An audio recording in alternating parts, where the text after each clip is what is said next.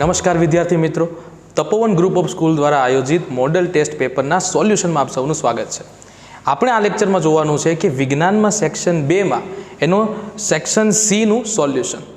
શરૂ કરતા પહેલાં આપણે જોઈએ કે દર વર્ષે આ મોડેલ ટેસ્ટનો અને પેપર સેટનો ઉપયોગ કરીને બાળકો સારું એવું પરિણામ મેળવે છે।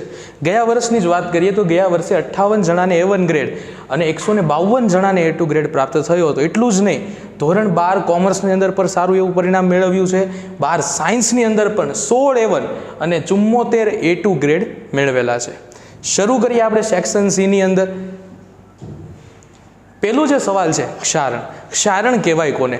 તો કે ક્ષારણ માટે સૌથી પહેલાં સમજવું પડશે કે ક્ષારણ માટે કઈ કઈ વસ્તુ જરૂરી છે। ક્ષારણ માટે હવા, ભેજ, એસિડ આ બધા જ ઘટકો અથવા આમાંથી કોઈ પણ એક પણ હશે તો પણ એને શું લાગવાનું છે? કાટ લાગવાનો છે। અને આ કાટ લાગે તે પ્રક્રિયાને શું કહેવાય છે? ક્ષારણ તરીકે ઓળખવામાં આવે છે। જો એસિડ અને ભેજની હાજરીમાં ધાતુને કાટ લાગે છે, આ કાટ લાગવાની ક્રિયા એને શું કહેવાય છે? ક્ષારણ તરીકે ઓળખવામાં આવે છે। ઉદાહરણ તરીકે લોખંડને કાટ લાગે તે બદામી પડતા લાલચ પડતા કથ્થઈ રંગનો હશે। ચાંદીને જે કાટ લાગે છે તે કાળા પડતા રંગનો હશે। તાંબુ છે એને કાટ લાગે છે તે લીલા રંગનો જોવા મળે છે। આ ઉપરાંત ક્ષારણના કારણે લોખંડનું ઉપરનું જે આવરણ છે એના પર લાલાશ પડતો કથ્થઈ રંગનો પાવડર જમા થાય છે, જેને શું કહેવાય છે? લોખંડનું કટાવું અથવા તો ક્ષારણ તરીકે ઓળખવામાં આવે છે। ટૂંકમાં જ્યારે ધાતુ ઉપર કાટ લાગે બરોબર, ત્યારે તેની ઉપર એસિડ કે આવા અન્ય પદાર્થો હુમલો કરે છે, એટેક કરે છે અને એનું પડ જે છે એ ખવાઈ જાય છે। સપાટી શું થવા લાગે છે? ખવાવા લાગે છે। તેને શું કહેવાય છે? ક્ષારણ તરીકે ઓળખવામાં આવે છે। ક્ષારણના લીધે લોખંડમાંથી હવે ક્ષારણ થાય તો એના લીધે લોખંડની દર વર્ષે ઘણી બધી વસ્તુઓ છે તેને નુકસાન પામે છે। આ ન થાય તેના માટે શું કરવું? તો કે ગેલ્વેનાઇઝેશન એક પ્રક્રિયા છે। આ પ્રક્રિયામાં લોખંડ કરતાં કોઈ વધુ સક્રિય ધાતુ હોય તેનું શું ચડાવવામાં આવે છે? આવરણ। અને મોટા ભાગે કોણ વપરાય છે? ઝિંક અથવા મેગ્નેશિયમ જેવી ધાતુનો ઉપયોગ થાય છે। ઝિંકનું પડ ધરાવતા લોખંડને ગેલ્વેનાઇઝ્ડ આયન અથવા લોખંડ તરીકે ઓળખવામાં આવે છે અને આ ક્રિયાને ગેલ્વેનાઇઝેશન તરીકે ઓળખવામાં આવે છે। બીજો સવાલ આની પછીનો જોવો કે આયનીય સંયોજનોના ગુણધર્મો કયા કયા ગુણધર્મો ધરાવે છે। પહેલું જે ગુણધર્મ છે તે ભૌતિક સ્વભાવ। ધોરણ 9માં આપણે ભણી ગયા કે કેટલી દ્રવ્યની અવસ્થા હોય છે? 3, ઘન, પ્રવાહી અને વાયુ। એમાં જે આયનીય સંયોજનો છે તે ઘન અવસ્થા ધરાવે છે, સખત હોય છે, આ ઉપરાંત બરડ જોવા મળે છે, જેને સરળતાથી શું થઈ શકે છે? ટુકડા થઈ શકે છે। બીજી વાત કરો તો કે આ જે છે તે ગલન બિંદુ અને ઉત્કલન બિંદુ અન્ય પદાર્થો કરતાં સહેજ કેવા હોય છે? ઊંચા હોય છે। એટલે એને તોડવા માટે ઉર્જાની જરૂર કેવી પડે છે? વધારે પડે છે। પીગાળવા માટે ઉર્જાની જરૂર કેવી પડે છે? વધારે પડે છે। દ્રાવ્યતા, આવા જે આયનીય સંયોજનો છે તે પાણીમાં કેવા હોય છે? દ્રાવ્ય। જ્યારે પેટ્રોલ, એસિટોન આવા જે પદાર્થો છે તેની અંદર શું જોવા મળે છે? અદ્રાવ્ય જોવા મળે છે। કેમ? તો કે પાણી છે તે અકાર્બનિક પદાર્થ છે, અકાર્બનિક પદાર્થની અંદર દ્રાવ્ય હોય છે, જ્યારે પેટ્રોલ કાર્બનિક પદાર્થ છે તેની અંદર શું જોવા મળે છે? અદ્રાવ્ય। બીજું, વિદ્યુતનું વહન। મિત્રો એક વસ્તુ યાદ રાખવાની છે કે વિદ્યુતનું વહન ત્યારે જ થશે જ્યારે દ્રાવણમાં આયનો મુક્ત અવસ્થામાં હશે। જ્યારે આયનો જે છે તે શુષ્ક અવસ્થામાં હોય, સૂકા હોય, દ્રાવણમાં હોતા નથી, ત્યારે એની અંદર મુક્ત આયનો જોવા મળતા નથી। અને મુક્ત આયનો નહીં હોય તો વિદ્યુતનું વહન થવાનું નથી। પરંતુ જો આયનીય સંયોજનોનું દ્રાવણ બનાવવામાં આવે તો આયનો કેવા પડી જાય છે? મુક્ત થઈ જાય છે। અને આયનો મુક્ત થાય તો વિદ્યુતનું વહન થશે। ખ્યાલ આવી ગયો? હવે એની પછી આવે છે મિશ્ર ધાતુ। મિશ્ર ધાતુ કોને કહેવાય? તમને નામ ઉપરથી જ સમજાય છે। મિશ્ર એટલે ઘણી બધી હશે, ધાતુ એટલે ઘણી બધી ધાતુ કે અધાતુ ને જ્યારે મિશ્ર કરવામાં આવે છે। કેમ ભાઈ? તો કે આપણા ફાયદા માટે, બરોબર છે। જો અહીંયા તો કે લોખંડ સૌથી વધારે પ્રમાણમાં ઉપયોગમાં લેવાતી ધાતુ છે, પણ લોખંડને કાંટે કેવો લાગે છે? ઝડપથી લાગે છે। આવું ન થાય એના માટે શું બનાવવામાં આવે છે? મિશ્ર ધાતુ બનાવવામાં આવે છે। પરંતુ જે લોખંડ આપણને મળે છે તે સંપૂર્ણ શુદ્ધ હોય છે અને શુદ્ધ લોખંડ કેવું હોય છે? નરમ હોય। તો નરમ લોખંડ વપરાતું નથી, એમાં 0.05% કાર્બન ઉમેરશો તો હવે તે કેવું બને છે? સખત બને, મજબૂત બને અને પછી આગળ છે તે મિશ્ર ધાતુની બનાવટમાં વપરાય છે। જ્યારે લોખંડને નિકલ અને ક્રોમિયમ સાથે મિશ્ર કરવામાં આવે, પરીક્ષામાં પૂછાતો મોસ્ટ IMP વિકલ્પ કહી શકો તમે આને, કે ભાઈ સ્ટેનલેસ સ્ટીલ જે છે તેની અંદર કઈ મિશ્ર ધાતુઓનો ઉપયોગ કરવામાં આવે, કઈ કઈ ધાતુઓનો ઉપયોગ કરવામાં આવે છે.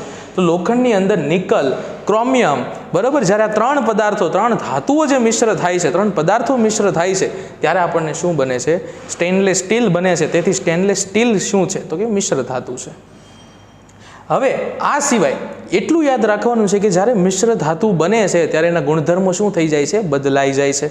અને જે મિશ્ર ધાતુ છે તે કેવું મિશ્રણ છે? સમાંગ મિશ્રણ છે. ધોરણ 9માં ભણી ગયા આપણે કે સમાંગ મિશ્રણ એક સરખી રીતે ભળેલું હોય, વિષમાંગ મિશ્રણ એક સરખી રીતે ભળેલું હોતું નથી. મિશ્ર ધાતુને સૌપ્રથમ પીગાળીને કોઈ નિશ્ચિત પ્રમાણમાં મિક્સ કરવામાં આવે છે તો ચોક્કસ એવી તમે મિશ્ર ધાતુ બનાવી શકો છો. જો મિશ્ર ધાતુ પૈકી કોઈ પણ એક મર્ક્યુરી હોય, મર્ક્યુરી સિવાય તમે બીજી કોઈ પણ ધાતુ અંદર ઉમેરેલી હોય, પણ મર્ક્યુરી તો હોવી જ જોઈએ, તો એવી જે મિશ્ર ધાતુ છે એને એમાલ્ગમ અથવા તો સરણસ તરીકે ઓળખવામાં આવે છે. અહીં ઉદાહરણ આપેલું છે કે ઝિંક એમાલ્ગમ એટલે કે Zn અને Hg એટલે કે પારો. મિશ્ર ધાતુઓની વિદ્યુત વાહકતા ગલનબિંદુ ધાતુ કરતાં કેવા હોય છે? સહેજ ઓછા હોય છે. હવે બીજી કઈ કઈ મિશ્ર ધાતુ છે? તો કે જે પિત્તળ, જેને તમે બ્રાસ તરીકે ઓળખો છો, તે કોપર અને ઝિંકની મિશ્ર ધાતુ છે. જ્યારે બ્રોન્ઝ જે છે તે તાંબુ અને ટીનની મિશ્ર ધાતુ છે. જે ઓલિમ્પિકની અંદર બ્રોન્ઝ મેડલ જે આપે છે, આ બ્રોન્ઝ છે તે કોનું બનેલું હોય છે? તાંબુ અને ટીનનું બનેલું હોય છે. બીજી કે બ્રોન્ઝ એ વિદ્યુતનું સારું વાહક નથી. હવે આપણને એમ થાય કે ભાઈ કોપર તો વિદ્યુતનું વાહક છે, તો બ્રોન્ઝ કેમ નહીં? તો આગળ હમણાં મેં વાત કરી કે જ્યારે ધાતુ એકલી હોય ત્યારે એના ગુણધર્મો અલગ હોય, પણ જ્યારે મિશ્ર બને છે ત્યારે એના ગુણધર્મો શું થઈ જાય છે? બદલાઈ જાય છે. બરાબર. બીજું, સોલ્ડરની અંદર જે વપરાય, બરાબર, તે સીસુ અને ટીન આ બંને મિશ્ર ધાતુઓને મિક્સ કરે, જેના ગલનબિંદુ કેવું થઈ જાય છે? નીચું. અને એનો ઉપયોગ વેલ્ડિંગ એટલે કે રેણ કરવા માટે થાય છે. એની પછીનો સવાલ જે છે ચેતાકોષની આકૃતિ. હવે ચેતાકોષ છે આપણે આગળ ભણી જ ગયા છીએ, આગળના ધોરણમાં ચેતાકોષ વિશે માહિતી આવી ગઈ છે કે ચેતાકોષની અંદર આગળનો જે ભાગ છે એને કોષકાય કહેવાય. કોષકાયની અંદર કોષ કેન્દ્ર આવેલું હોય. આ ઉપરાંત તેની બહારની સપાટી ઉપર નાના તંતુ હોય જેને શિખાતંતુ તરીકે ઓળખવામાં આવે. પાછળની તરફ મોટો તંતુ હોય જેને અક્ષતંતુ કહેવાય. અને ચેતાકોષનો અંતિમ ભાગ જેને ચેતાંત તરીકે ઓળખવામાં આવે છે. આનું કામ શું? તો કે શરીરમાં ઉર્મિ વેગ ચેતાકોષ, ચેતાતંતુ અને ચેતોપાગમમાં વહન પામે છે. સેક્શન એ ની અંદર સવાલ હતો કે ચેતોપાગમ એટલે શું? તો બે ચેતાકોષ વચ્ચે રહેલા અવકાશને શું કહેવાય છે? ચેતોપાગમ તરીકે ઓળખવામાં આવે છે. તેનું કામ શું છે? તો કે સંવેદી અંગો ચેતાકોષના શિખાતંતુની ટોચ પર ધરાવતા વિશિષ્ટ સંવેદનાગ્રાહી એકમો આવેલા હોય છે. આની શિખાતંતુ જે છે આની ટોચ ઉપર સંવેદનાગ્રાહી એકમો આવેલા હોય. આ શું કરે? તો કે સંવેદનાઓ મેળવે છે અને એનું પછી શું કરાવશે? આગળ વહન કરાવશે. શિખાતંતુની ટોચના અગ્ર છેડે બાહ્ય ઉત્તેજનાની માહિતી મેળવવામાં આવે છે. કોણ મેળવે છે? સંવેદનાગ્રાહી એકમો મેળવે છે. આ સ્થાને રાસાયણિક ક્રિયા દ્વારા વિદ્યુત આવેગ ઉત્પન્ન થાય છે અને આ જે વિદ્યુત આવેગ છે એનું શું થાય છે? ચેતાકોષમાંથી વહન થાય છે. આ ઉર્મિ વેગ ચેતાકોષમાંથી ચેતાક્ષ અને છેલ્લે ચેતાંતો સુધી શું થાય છે? વહન પામે છે. ચેતોપાગમ કોને કહેવાય? હમણાં જ કીધું, બે ચેતાકોષમાં વચ્ચે રહેલી જે જગ્યા છે અને શું કહેવાય? ચેતોપાગમ તરીકે ઓળખવામાં આવે.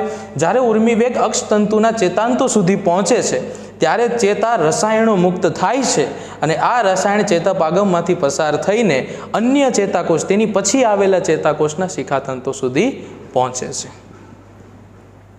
શરીરમાં ઉર્મિ વેગોના વહનની આ સામાન્ય પ્રણાલી છે. આપણા શરીરમાં જેટલા ઉર્મિ વેગ વહન થાય છે, બધા ઉત્પન્ન થાય છે, તે બધામાં આ જ પદ્ધતિ જોવા મળે છે.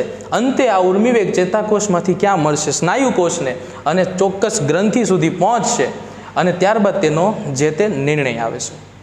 ગર્ભધારણ અટકાવવા માટેની 3 પદ્ધતિઓનું ટૂંકમાં વર્ણન કરો. મુખ્ય 3 પદ્ધતિઓ છે, જેમાં પહેલી જે પદ્ધતિ છે તે છે યાંત્રિક અવરોધ પદ્ધતિ. યાંત્રિક અવરોધ પદ્ધતિમાં શું કરવામાં આવે છે? તો કે નિરોધ અથવા તો યોનિને ઢાંકતા આવરણ કે અવરોધ દ્વારા શુક્રકોષોને અંડકોષ સુધી પહોંચતું અટકાવવામાં આવે છે. જો ફલન જ નહીં થાય, ત્યાં પહોંચશે જ નહીં, તો જે છે ફલન થવાનું નથી અને ગર્ભધારણ થવાનું નથી. આ પરિસ્થિતિમાં અન્ય કયા કયા પદાર્થો વપરાય છે? તો કે ગર્ભ અવરોધક સાધન જેવા કે કોપરટી, આંકડી સ્થાપિત કરવામાં આવે છે તે ગર્ભધારણ કરતાં શું કરી શકાવે છે? અટકાવી શકે છે, પરંતુ તેનાથી કેટલીક વિપરીત અસર પણ થઈ શકે છે. બીજી જે પદ્ધતિ છે તે રાસાયણિક અવરોધ. રાસાયણિક અવરોધ એટલે કે કોઈ પણ દવા દ્વારા. આ પદ્ધતિમાં સ્ત્રીઓ દ્વારા ગર્ભ અવરોધક ગોળીઓનો ઉપયોગ કરવામાં આવે છે. આનું કામ શું? તો કે ગર્ભ અવરોધક ગોળીઓમાં રહેલી દવા સ્ત્રીના શરીરમાં અંતઃસ્ત્રાવના સંતુલનને બદલી નાખે છે અને તેથી અંડપટનની ક્રિયા થતી નથી. અંડકોષ મુક્ત જ નહીં થાય તો ફલન થવાની શક્યતા રહેતી નથી. ગર્ભ અવરોધક ગોળીઓ અંતઃસ્ત્રાવના સંતુલનમાં ફેરફાર કરે છે, તેના કારણે કેટલીક વિપરીત અસર પણ થઈ શકે છે. આ બંને પદ્ધતિમાં આડ અસર થવાની શક્યતા રહે છે. ત્રીજી જે પદ્ધતિ છે શસ્ત્રક્રિયા. શસ્ત્રક્રિયા એટલે શું? તો કે જે પ્રજનન તંત્ર છે એમાં જે અંડકોષ કે શુક્રકોષનું વહન કરાવે છે, જો તે શુક્રવાહિની કે અંડવાહિનીને જ કાપી નાખવામાં આવે, બરાબર, કોઈ પણ સર્જરી દ્વારા જો તેને કાપવામાં આવે તો આગળ વહન થતું અટકે છે. તે કઈ ક્રિયા છે? શસ્ત્રક્રિયા છે. પુરુષની શુક્રવાહિનીઓને અવરોધી શુક્રકોષોનું સ્થળાંતર અટકાવવામાં આવે છે. સ્ત્રીની અંડવાહિની એટલે કે ફેલોપિયન ટ્યુબ એને અવરોધીને અંડકોષને ગર્ભાશય સુધી જતું અટકાવે છે. આ બંને પરિસ્થિતિમાં ફલન થતું નથી. શસ્ત્રક્રિયા ટેકનિક દ્વારા આ કાયમી અવરોધ મેળવી શકાય છે. શસ્ત્રક્રિયા ભવિષ્ય માટે સંપૂર્ણપણે સુરક્ષિત છે, પરંતુ સાવચેતી વગર થયેલી શસ્ત્રક્રિયા ચેપ તથા અન્ય સમસ્યાઓ સર્જી શકે છે. મુખ્ય પદ્ધતિ ફરીથી યાદ અપાવી દઉં છું, કેટલી છે? 3. યાંત્રિક પદ્ધતિ, રાસાયણિક પદ્ધતિ અને શસ્ત્રક્રિયા. આની પછીનો જે સવાલ છે પુરુષનું પ્રજનન તંત્ર. પુરુષના પ્રજનન તંત્રની વાત કરો તો મુખ્ય પુરુષનું પ્રજનન તંત્ર 2 ભાગમાં વહેંચાયેલું છે. કયા કયા ભાગ છે? તો કે પહેલો ભાગ જે છે તે શુક્રકોષોનું ઉત્પાદન કરતું અંગ. એક ભાગ એવો છે કે જેમાં શુક્રકોષોનું ઉત્પાદન થાય છે, જ્યારે બીજો ભાગ એવો છે કે જે શુક્રકોષોને અંડકોષ સુધી લઈ જાય છે, શુક્રકોષોને ફલન સ્થાન સુધી પહોંચાડનાર અંગ છે. આકૃતિમાં તમે જોઈ શકો છો. હવે આની આગળ આપણે વાત કરવી તો કે શુક્રકોષોનું ઉત્પાદન કરતું જે અંગ છે તે કોણ છે? શુક્રપિંડ. ઉદર ગુહાની બહાર વૃષણ કોથળીમાં એક જોડ શુક્રપિંડ આવેલા હોય છે. આ વૃષણ કોથળીનું કામ શું? તો કે શુક્રપિંડ જે છે એને અમુક ટેમ્પરેચર જોશે. કેટલું? તો કે સામાન્ય શરીર કરતાં 2 થી 3 ડિગ્રી સેલ્સિયસ ઓછું જોશે. તો એમાંથી શું ઉત્પન્ન થશે? શુક્રકોષ. નકર ઉત્પન્ન થવાના નથી. તો આજે ટેમ્પરેચર ઓછું રાખવાનું જે કામ કરે છે એ કોણ કરે છે? વૃષણ કોથળી. બીજું, શુક્રપિંડમાં શુક્રકોષોનું ઉત્પાદન થાય છે. શુક્રપિંડ નર જાતીય અંતઃસ્ત્રાવ ટેસ્ટોસ્ટેરોનનો સ્ત્રાવ કરે છે, જે ગૌણ જાતીય લક્ષણો માટે જવાબદાર છે. છોકરાઓમાં ટેસ્ટોસ્ટેરોન શુક્રકોષોના ઉત્પાદનનું નિયંત્રણ, છોકરાઓમાં યુવાવસ્થાના જાતીય ગૌણ લક્ષણોનું પણ નિયંત્રણ કરે છે. હવે બીજું, તેને પહોંચાડે છે કોણ? ક્યાં પહોંચાડવાનું છે? ફલન સ્થાન સુધી. તો એની વાત કરો તો કે શુક્રવાહિની શું કરશે? તો કે શુક્રકોષ જે ઉત્પન્ન થયા છે શુક્રપિંડમાં, તેને લઈને વહન કરાવવાનું કામ કોણ કરે છે? શુક્રવાહિની. શુક્રપિંડમાં ઉત્પન્ન થતા શુક્રકોષનું શુક્રવાહિની દ્વારા સ્થળાંતર થાય છે. શુક્રવાહિની મૂત્રાશયમાંથી આવતી નલિકા સાથે જોડાય છે. હવે આવે છે મૂત્રજનન માર્ગ. તે મૂત્ર અને શુક્રકોષોના વહનનો સામાન્ય માર્ગ છે. મૂત્રવાહિની અને શુક્રવાહિની બંને જોડાય છે. ક્યાં ખુલે છે? મૂત્રજનન માર્ગમાં. અને તે મૂત્ર અને શુક્રકોષો બંનેને બહાર નિકાલ કરવાનો એક સામાન્ય માર્ગ છે. સહાયક ગ્રંથિઓ. હવે આ આખી જે પદ્ધતિ થાય તેમાં કેટલીક ગ્રંથિઓ છે તે મદદરૂપ થાય છે. કઈ કઈ? શુક્રવાહિનીના માર્ગમાં શુક્રાશય પ્રોસ્ટેટ ગ્રંથિનો સ્ત્રાવ ઠલવાય છે, તેથી શુક્રકોષો પ્રવાહી માધ્યમમાં આવે છે. કેમ પ્રવાહી માધ્યમ? તો કે એને એક જગ્યાએથી બીજી જગ્યાએ વહન કરાવવું છે. એની જાતે વહન થશે નહીં, એને માધ્યમ જોશે. આ માધ્યમ પૂરું પાડવાનું કામ છે આ સહાયક ગ્રંથિઓ કરે છે. આ ઉપરાંત તેને પોષણ પણ પૂરું પાડે છે. અંતર્ગોળ અરીસાના મુખ્ય કેન્દ્ર પર મૂકેલી વસ્તુ માટે મળતા પ્રતિબિંબની કિરણાકૃતિ દોરો. મુખ્ય કેન્દ્ર F. જ્યારે પણ મુખ્ય કેન્દ્ર F પર વસ્તુ મૂકવામાં આવે છે, યાદ કરો કોષ્ટક, જ્યારે મુખ્ય કેન્દ્ર F પર વસ્તુ મૂકો છો એટલે પ્રતિબિંબ તમને મળવાનું છે અનંત અંતરે પ્રતિબિંબ મળે છે. પ્રતિબિંબનો પ્રકાર વાસ્તવિક અને ઉલટું. વસ્તુ કરતાં ખૂબ જ વિવર્ધિત એટલે કે વસ્તુ કરતાં કેવું જોવા મળશે? ખૂબ જ મોટું જોવા મળે છે. 4 સેન્ટીમીટર સાઇઝની વસ્તુ કોઈ 15 સેન્ટીમીટર કેન્દ્ર લંબાઈ ધરાવતા અંતર્ગોળ અરીસાથી 25 સેન્ટીમીટર અંતરે રાખેલ છે, તો અરીસાથી કેટલા અંતરે પડદાને રાખવો કે તેના પર મળતું પ્રતિબિંબ સ્પષ્ટ મળે અને પ્રતિબિંબનો પ્રકાર તથા તેનું પરિમાણ શોધો. કશું જ નથી કરવાનું. બે જ સૂત્રના કારણે આખો દાખલો સોલ્વ થઈ જશે. કેવી રીતે? પહેલું સૂત્ર જો શું આપ્યું છે તમને, જો અંતર્ગોળ અરીસો, અરીસો મતલબ એક સૂત્ર કોનું આવવાનું છે? અરીસાનું. બીજું પ્રતિબિંબનું પરિમાણ, પરિમાણ કે એટલે મોટવણી ગોતવાની છે. બે સૂત્ર, વાર્તા પૂરી થઈ ગઈ, કિંમત મૂકો. જો અહીંયા અંતર્ગોળ અરીસામાં h કેટલું આપેલું છે? 4 સેન્ટીમીટર. u માઇનસ, માઇનસ કેમ છે તો કે કાર્ટેશિય સંજ્ઞા પદ્ધતિ યાદ કરો, વસ્તુ છે તે આ સાઈડ મૂકેલી છે અરીસાની એટલે કેવી આવશે? માઇનસ. કેન્દ્ર લંબાઈ કેવી જોવા મળશે? અંતર્ગોળ અરીસો છે મિત્રો, અંતર્ગોળ અરીસો હોય તો એની કેન્દ્ર લંબાઈ કેવી જોવા મળશે? માઇનસ. પ્રતિબિંબ અંતર v શોધો, પ્રતિબિંબનું પરિમાણ h ડેશ શોધવાનું કીધું છે. સૂત્ર મૂકો. સૂત્ર શું છે અરીસાનું? 1/u પ્લસ 1/v બરાબર 1/f. 1/u કેટલું આપેલું છે? -25. 1/v v શોધવાનો છે બરાબર 1/f. f કેટલું છે? -15. હવે આ પદને હું અહીંયા લઈને આવું છું તો અહીંયા જે પ્લસ છે અહીંયા આવતા કેવું થઈ જશે? માઇનસ. એટલે આપણને જે આગળનું પદ મળશે તે શું મળશે? 1/-15 તો હતું જ, પ્લસ માઇનસ માઇનસ કેવા થઈ ગયા? પ્લસ. તો 1/25. આનો હવે સામાન્ય રીતે આપણે શું લેવાનો છે? લસા. લસા લેશો એટલે આપણને જે મળે છે એ -2/, શું મળે છે? 75 મળે છે. પણ અહીંયા જે જવાબ આવે છે મિત્રો 1/v છે. 1/v મારે નથી જોતો, મારે ખાલી v જોઈએ છે. તો વ્યસ્ત કરવાનું, વ્યસ્ત કરશો તો 75 ઉપર 2 નીચે, v બરાબર મળશે -37.5. હવે આની કિંમત મોટવણીના સૂત્રમાં મૂકો. મોટવણીનું સૂત્ર શું કહે છે? m બરાબર h ડેશના છેદમાં h બરાબર -v ના છેદમાં u. સૂત્રમાં h ડેશને સૂત્રનો કરતા બનાવો, -u ઇન્ટુ h ના છેદમાં -v ઇન્ટુ h ના છેદમાં u. કિંમત મૂકશો એટલે તમને આમાં જે h ડેશ છે તે મળવાનું શું છે તો કે h ડેશ છે તે -6 સેન્ટીમીટર મળશે. માઇનસ શું દર્શાવે છે કે ઉલટું મળે છે. પરીક્ષામાં યાદ રાખજો, માઇનસ શું દર્શાવે છે કે ઊંચાઈ મળે છે તે ઊંધી મળે છે. પ્રતિબિંબ કેવું મળે છે? ઉલટું. અને ઉલટું મળે એટલા માટે કેવું હશે? વાસ્તવિક હશે. વાસ્તવિક અને કેવું મળે છે? ઉલટું. અને પ્રતિબિંબની ઊંચાઈ કેવી છે? 6 સેન્ટીમીટર. ખ્યાલ આવી ગયો? ઓકે, આગળ. અવરોધોનું શ્રેણી જોડાણ સમજાવી તેનો સમતુલ્ય અવરોધ શોધો. શ્રેણી જોડાણ સમજાવો છો ત્યારે શક્યતા કેટલી છે એની 3 યાદ રાખવાની છે. કઈ કઈ? તો કે અવરોધ જ્યારે શ્રેણીમાં જોડેલા હોય ત્યારે વિદ્યુત પ્રવાહ શું થાય છે? સમાન રહે છે. જ્યારે વોલ્ટેજ શું થાય છે? વહેંચાય છે. જોવાની અંદર કે આકૃતિ જે તમને અહીંયા આપેલી છે, અહીં આકૃતિ તમને દેખાય છે કે 3 અવરોધ કેમાં આપેલા છે? શ્રેણીમાં. જ્યારે આ 3 અવરોધ શ્રેણીમાં આપેલા હોય, R1, R2 અને R3 જ્યારે આપેલા છે, આની સાથે વિદ્યુત પ્રવાહ ત્રણેયમાં કેવો રહેશે? સમાન I. જ્યારે વોલ્ટેજ કેવો થઈ જાય છે? V1, V2, V3. આ બધા જ વોલ્ટેજનો શું કરવાનો છે? સરવાળો કરવાનો છે. જો તમને આપેલું છે કે આકૃતિમાં દર્શાવ્યા મુજબ 3 અવરોધો જેમાં R1, R2, R3 તેને A અને B બિંદુ વચ્ચે શ્રેણીમાં જોડેલા છે. અહીંયા જોડેલા છે, તમે આકૃતિમાં જોઈ શકો છો. બીજું, આ ત્રણેય અવરોધો છે તેમાંથી I જેટલો વિદ્યુત પ્રવાહ વહે છે, પરંતુ વોલ્ટેજ શું થાય છે? વહેંચાય છે. કેટલો થાય છે? તો V = V1 + V2 + V3. સમીકરણ નંબર 1. આગળ જો.